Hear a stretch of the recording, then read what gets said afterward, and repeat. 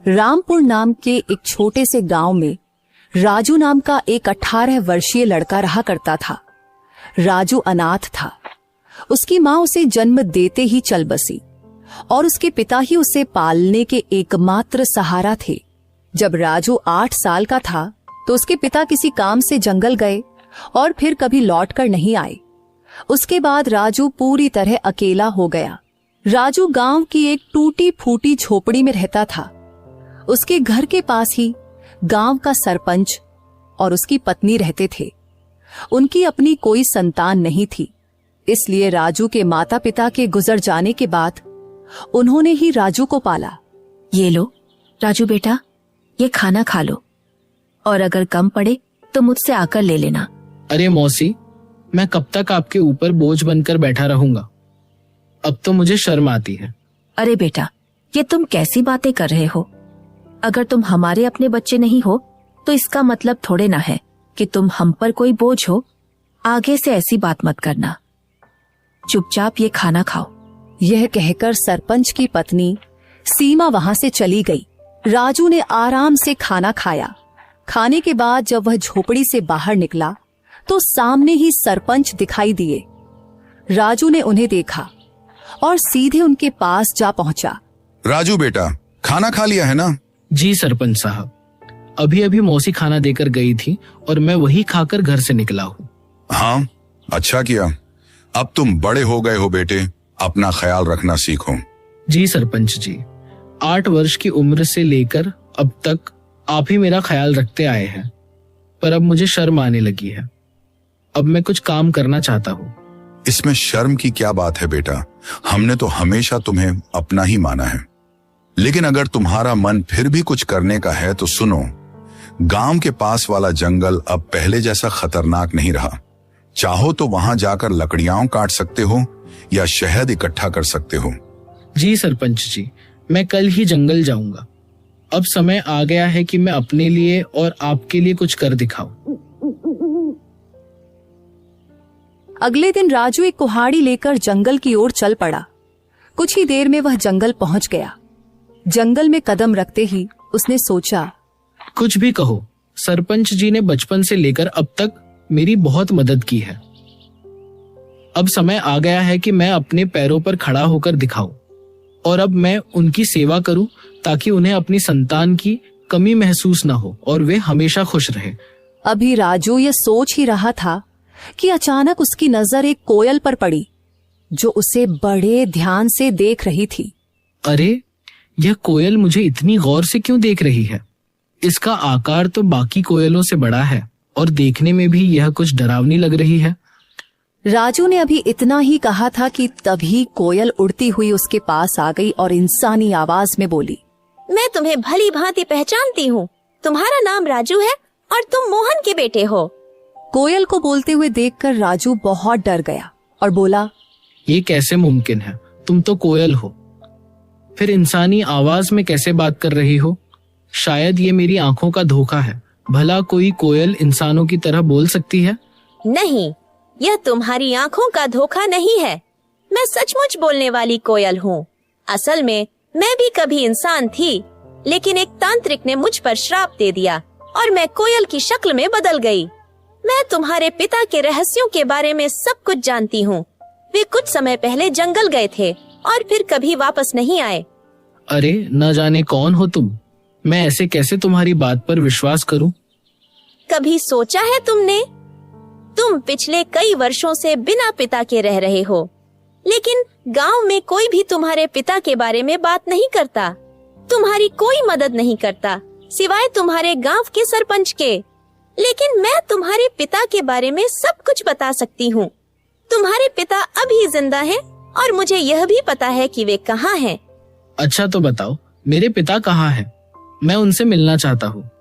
मैं तुम्हें जरूर बताऊंगी, मगर उससे पहले तुम्हें मुझे इस श्राप से मुक्त कराना होगा। राजू को न जाने क्यों उस कोयल से डर महसूस होने लगा। अरे, मुझे तो लगता है कि यह कोई राक्षस है जो मुझे अपने जाल में फंसा रहा है। इससे पहले कि यह मुझे नुकसान पहुंचाए, मुझे यहाँ से भागना होगा। यह सोचते ही राजू तेजी से गांव की ओर दौड़ पड़ा और कुछ ही पलों में अपने घर पहुंच गया। घर पहुंचकर राजू हांफते हुए बोला, अरे बाप रे, ये जंगल तो बहुत खतरनाक है। यहाँ तो जानवर भी इंसानों की तरह बातें करते हैं। मुझे तो लगता है कि वह जरूर कोई राक्षस था। मैं अब कभी उस जंगल में नहीं जाऊंगा। अभी राजू ये सोच ही रहा था कि उसी समय सरपंच की पत्नी उसके लिए खाना लेकर आ गई और राजू को घबराया हुआ देखकर वह बोली, अरे राजू बेटा, ये घबराए हुए क्यों हो? और तुम्हें पसीना भी आ रहा है। सब खैरियत तो है ना? कुछ नहीं मौसी, बस थोड़ा सा सिर दर्द हो रहा था। अरे बेटा, अगर तबीयत ठीक नहीं है तो काम मत करो।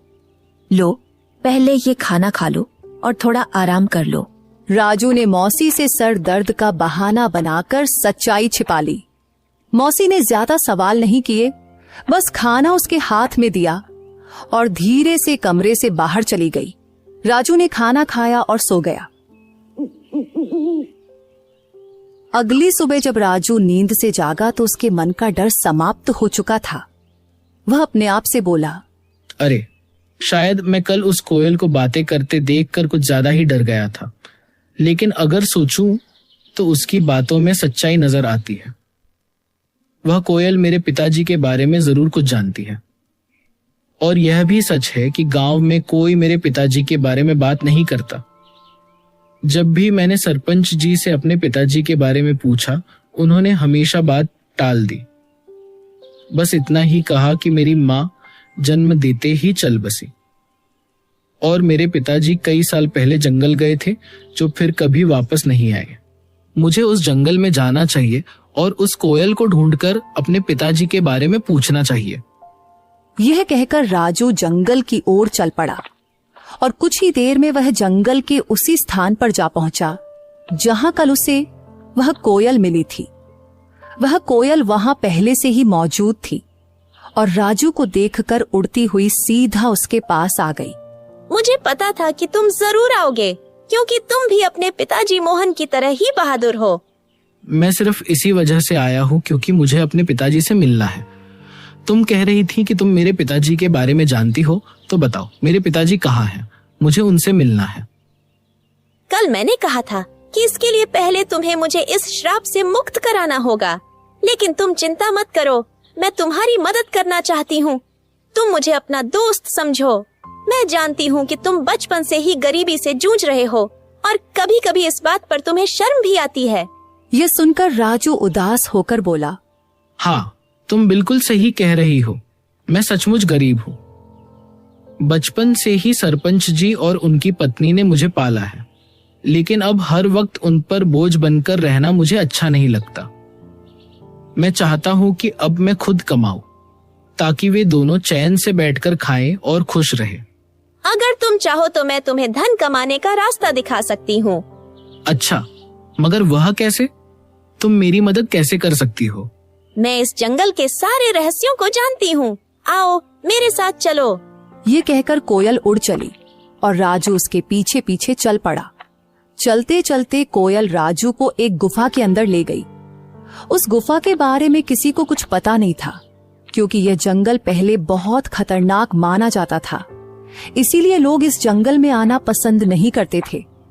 गुफा के अंदर जाते ही राजू की नजर एक बक्से पर पड़ी। अरे, इस बक्से में क्या है? मैं अभी इसे खोलकर देखता हूँ। जब राजू ने उस बक्से को खोला तो उसमें बेहिसाब हीरे जवाहरात निकले। उन्हें देखकर राजू हैरानी से बोला, अरे बाप रे, इस बक्से में तो ढेर सारे हीरे जवाहरात हैं। ये सब सामान किसका है? तुम पहले धनवान बनो, फिर मैं तुम्हें बताऊंगी कि मैं इस श्राप से कैसे मुक्त हो सकती हूँ।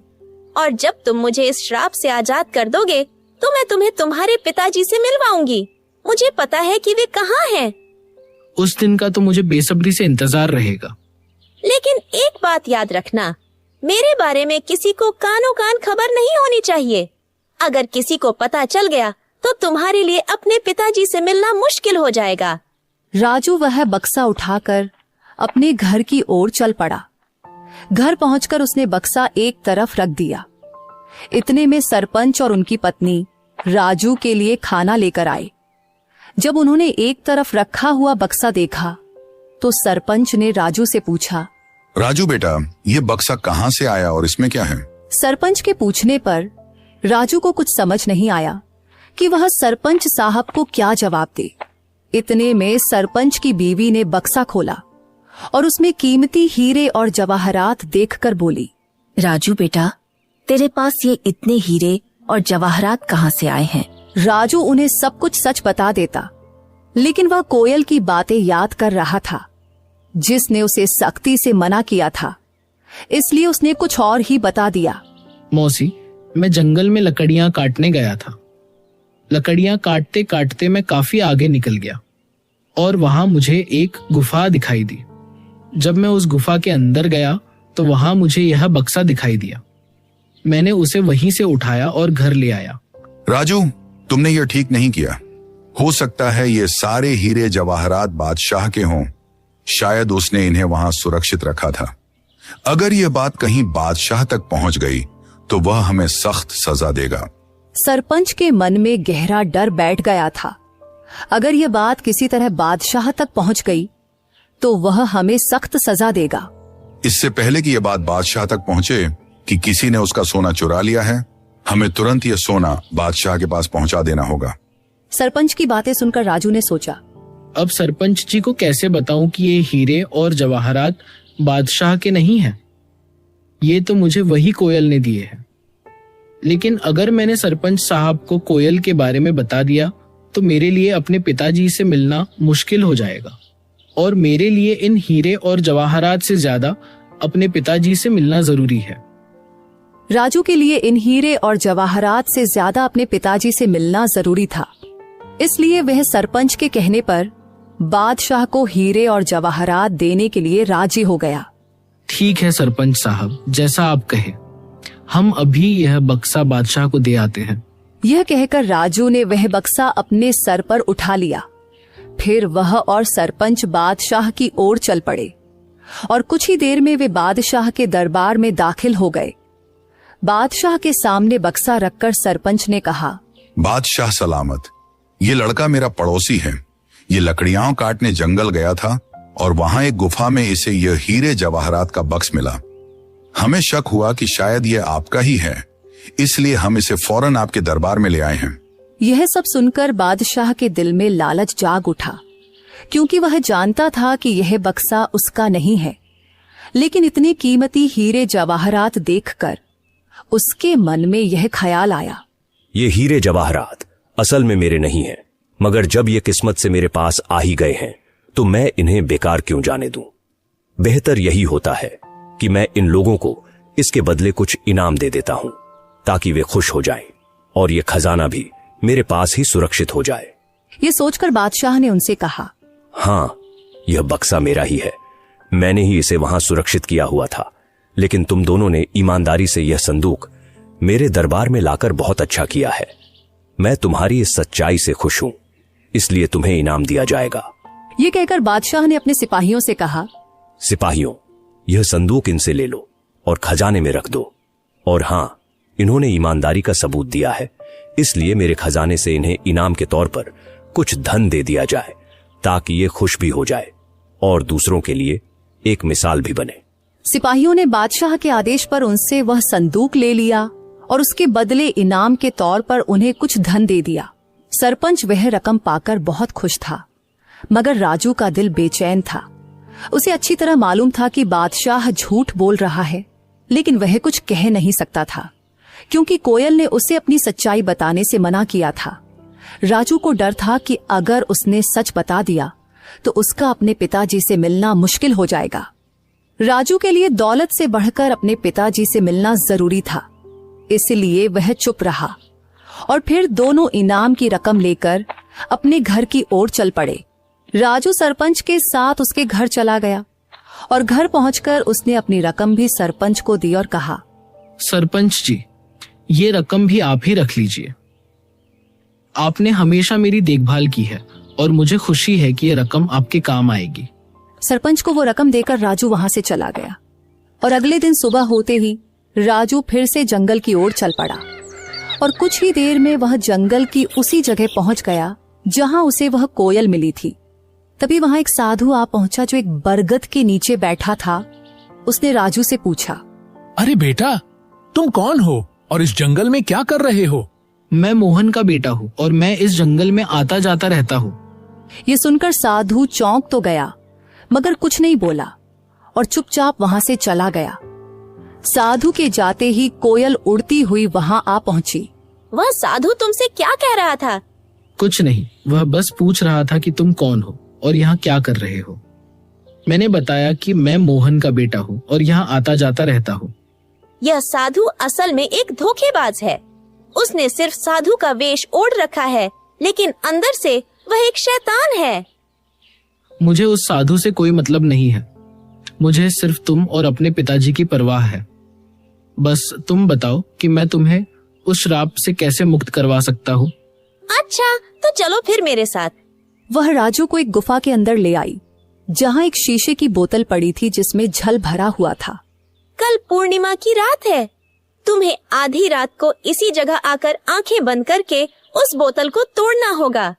बोतल टूटते ही मैं शराब के प्रभाव से मुक्त हो जाऊंगी और फिर तुम्हें यह राज बताऊंगी कि तुम्हारे पिता कहाँ हैं। क्या मैं इस बोतल को अभी तोड़ दूं? नहीं, कल पूर्णिमा की रात है। तुम इसे सिर्फ कल ही तोड़ सकते हो। इतना कहकर वह कोयल वहां से उड़ गई और राजू भी अपने घर की तरफ चल पड़ा और दूसरी तरफ वह साधु छुपकर उन दोनों की बातें सुन रहा था। वह भी राजू के पीछे चल पड़ा।